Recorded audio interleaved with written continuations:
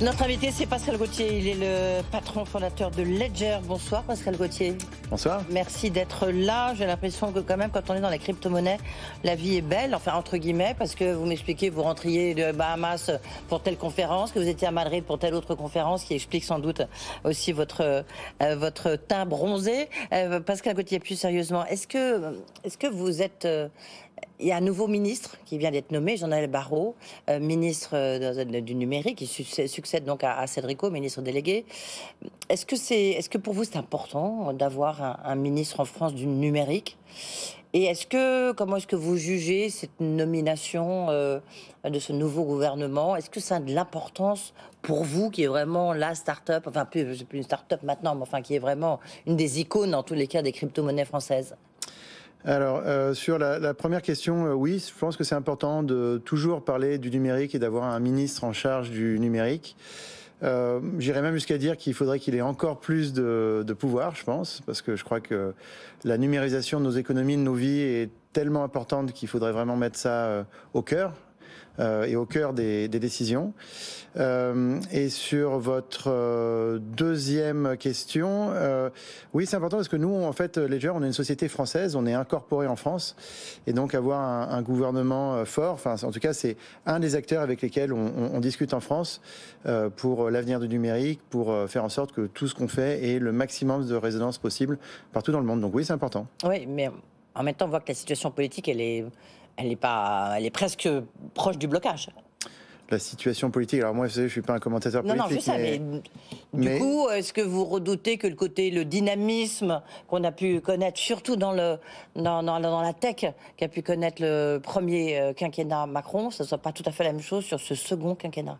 Non, je crois pas, parce que l'ensemble des acteurs de la vie politique sont importants. Donc l'exécutif est important, le Parlement aussi est important, enfin le législatif est important. Donc c'est à nous d'être bien auprès de tout le monde et surtout de faire l'effort de communication et l'effort d'éducation pour faire en sorte que la régulation se passe bien. C'est ce qu'on a fait d'ailleurs avec l'Europe, parce qu'il y a la France, mais il y a aussi l'Europe.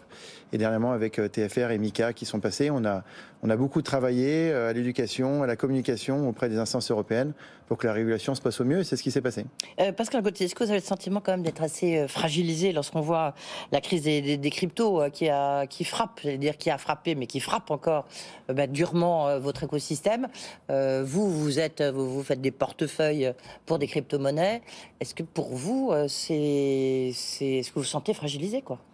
Pas du tout.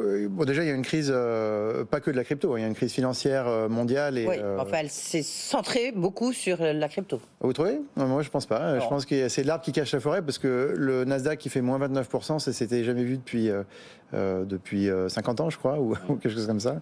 Donc, non, je pense qu'il y a un contexte macroéconomique qui est très fort. La crypto baisse comme plein d'autres choses. Nous, on vend la sécurité, c'est ce qu'on a toujours dit. Et en fait, ce qui se passe, c'est favorise plutôt notre modèle. Donc en fait, nous, d'une année sur l'autre, on est en croissance. Donc H1 cette année est meilleur que H1 l'année dernière. C'est une croissance à 2 chiffres. On pensait faire encore mieux. 5 millions, c'est ça, par jour de portefeuille, c'est ça? Non, on a vendu 5 millions en tout. Oui. Et là, on vend en tout, depuis le début, depuis 2014. Oui. Et là, on vend entre 2 et 3 millions de portefeuilles par an.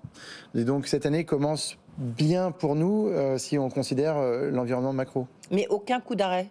Là. Ah non, aucun coup d'arrêt, mais c'est ce que je vous dis. En fait, il y a deux choses qui se passent. C'est que les gens se rendent compte que posséder leur clé privée, c'est de plus en plus important, surtout quand les événements macro fragilisent en fait les banques et tout ce qui est centralisé.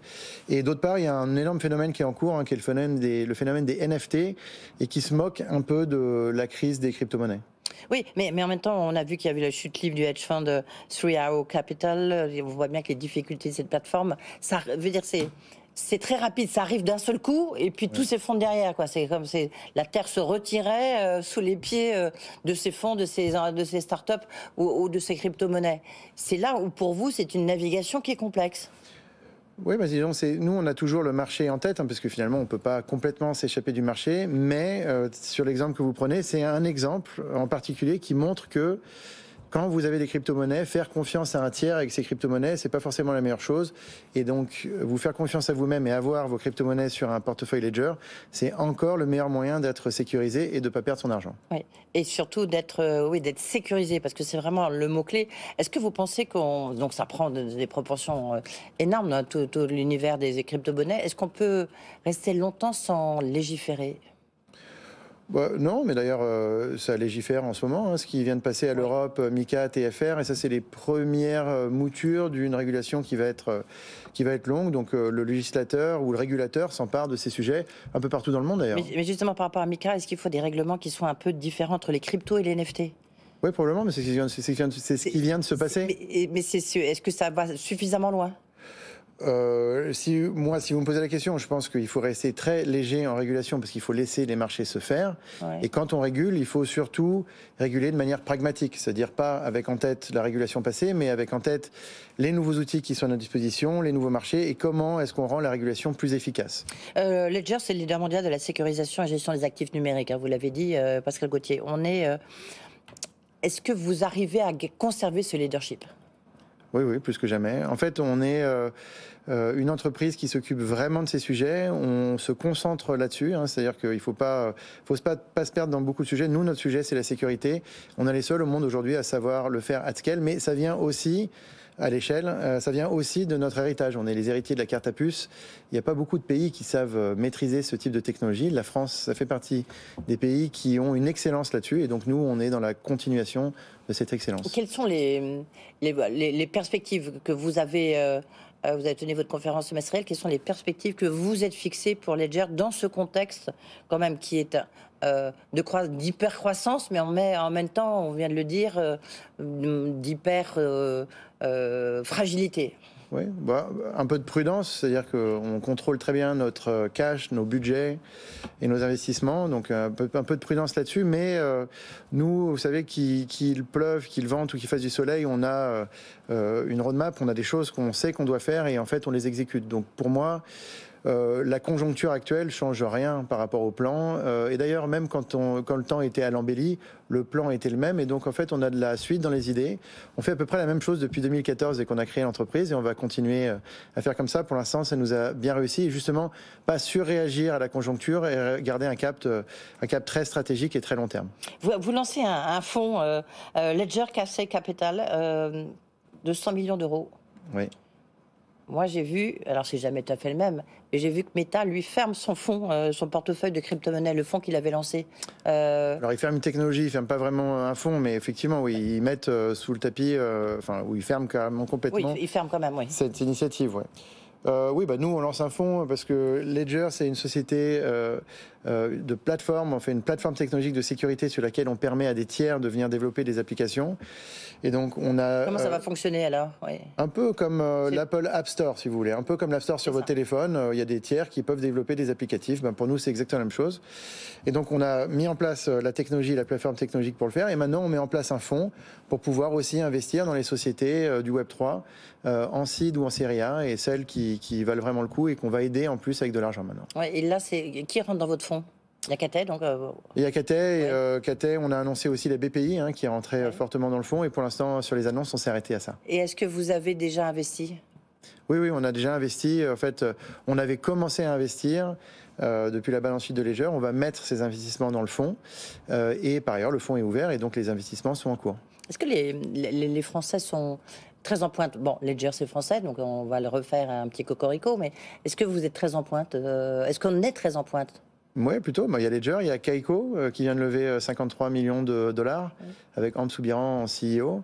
Et donc ça, c'est la plus grosse place de marché de données financières sur les cryptos. Donc on a la sécurité, on a les données, on a Sorare qui vient d'avoir Mbappé au capital.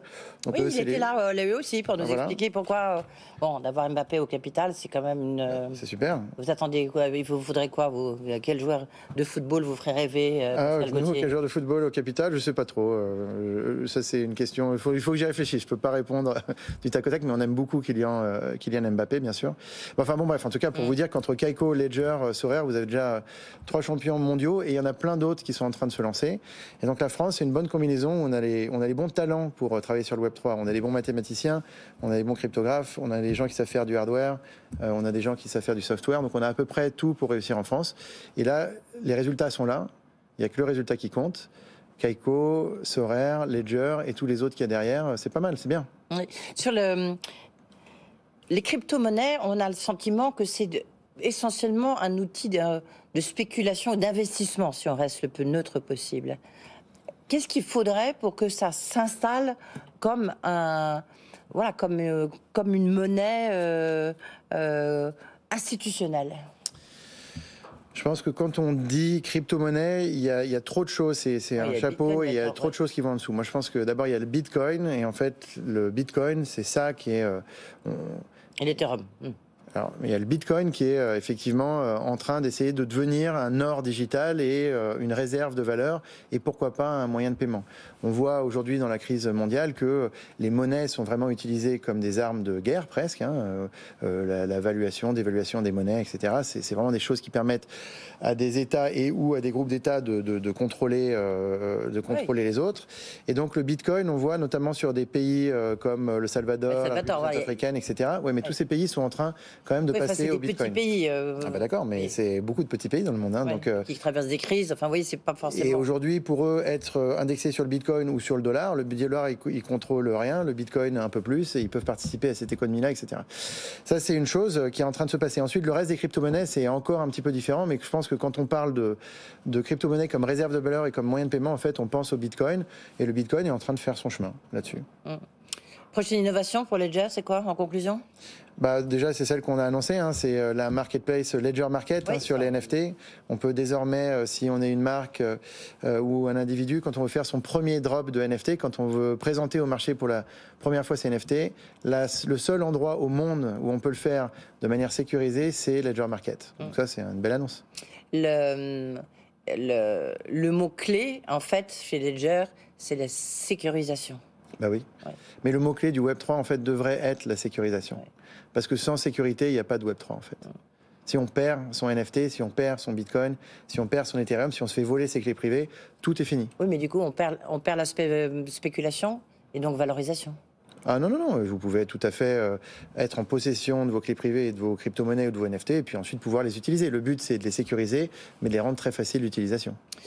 Merci beaucoup, Pascal Gauthier. Toujours intéressant de plonger dans votre univers. Merci beaucoup, Pascal Gauthier, patron de Ledger, donc avec